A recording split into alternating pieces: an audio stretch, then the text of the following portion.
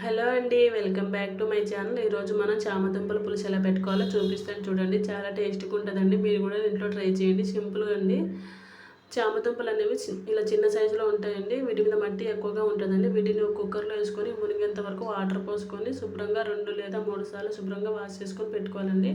Wash చేసుకున్న తర్వాత ఇందులోనే ఒక టేబుల్ స్పూన్ల వరకు సాల్ట్ వేసుకోవాలండి. సాల్ట్ వేసుకొని కుక్కర్ మూతేసుకొని స్టవ్ మీద పెట్టుకొని 2 లేదా 3 విజిల్లు వచ్చేంత వరకు కుక్ చేసుకోవాలండి. 3 విజిల్లు వచ్చిన తర్వాత స్టవ్ ఆఫ్ చేసుకొని కుక్కర్ ఆవిరంతా పోయిన తర్వాత మూత తీసేసి ఇలా చల్లారనివ్వాలండి. ఇవైతే 90% వరకు ఉడికిపోయాయండి. ఇందులోకి కావాల్సిన పదార్థాలు ఆనియన్, టమాటీలు, పచ్చిమిరపకాయలు ఇలా కట్ చేసుకొని పెట్టుకోవాలండి. చిన్న నిమ్మకాయ సైజ్ అంతా చింతపండును కూడా నానబెట్టుకోవాలండి. ఈ పొట్టంతా తీసేసి శుభ్రంగా ఇలా పెట్టుకోవాలండి.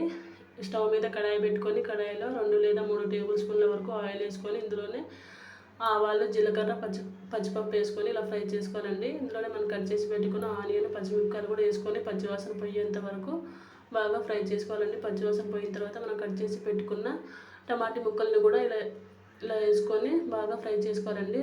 టమాటీలు అనేవి బాగా ఉడికేంత వరకు మనం దుంపల్ని చిన్న సైజుగా ఇలా కట్ చేసుకొని పెట్టుకోవాలండి. నేనైతే ఇలా చిన్న సైజుగా కట్ చేసుకున్నానండి. మీకు ఇష్టం వచ్చినంత సైజులో కట్ చేసుకొని పెట్టుకోండి. టమాటాలు కూడా బాగా ఉడికాక ఇందులోనే చిటికెడు పసుపు, రుచికి సరిపడా ఉప్పు కూడా వేసుకొని బాగా కలుపుకోవాలండి. ఉప్పు వేసుకున్న తర్వాత బాగా కలుపుకొని టమాటాలు బాగా ఉడకనివ్వాలండి. టమాటాలు బాగా ఉడికేంత వరకు ఈ చింతపండు గుజ్జంతా సపరేట్ చేసుకోవాలండి.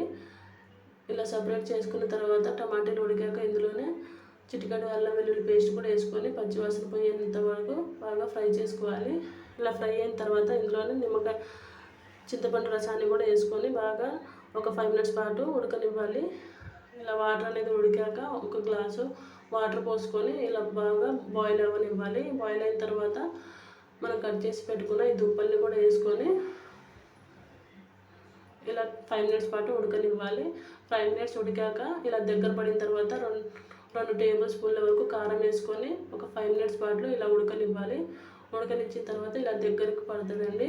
ఇలా దగ్గరికి అయిన తర్వాత స్టవ్ ఆఫ్ చేసుకుంటే రైస్లో కానీ చపాతీలో కానీ ఈ పులుసు చాలా టేస్ట్గా ఉంటుందండి. అలాగే వీడియో కనుక నచ్చినట్టయితే లైక్ చేసి కామెంట్ చేసి సబ్స్క్రైబ్ చేసుకోండి ఫ్రెండ్స్. అంతే ఇంకా వీడియో.